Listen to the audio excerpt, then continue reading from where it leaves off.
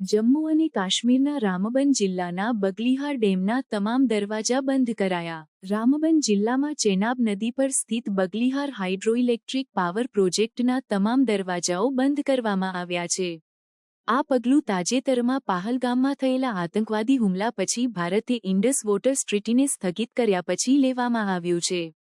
દરવાજાઓ બંધ કરવાથી પાકિસ્તાન તરફ પાણીના પ્રવાહમાં ઘટાડો થયો છે, જે ભારતના દબાણની નીતિનો ભાગ છે.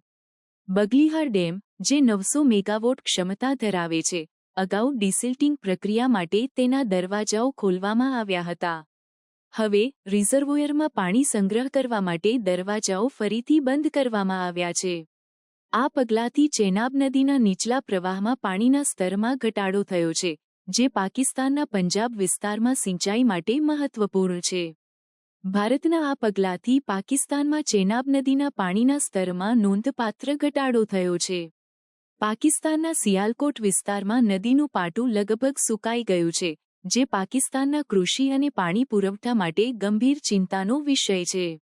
આ પગલાં ભારતની પાણી સંસાધનોના વ્યવસ્થાપનમાં વધુ સ્વતંત્રતા તરફ સંકેત આપે છે. પાકિસ્તાને આ પગલાંને યુદ્ધનો પ્રયાસ ગણાવીને આંતરરાષ્ટ્રીય કાનૂની કાર્યવાહી કરવાની ચેતવણી આપી છે.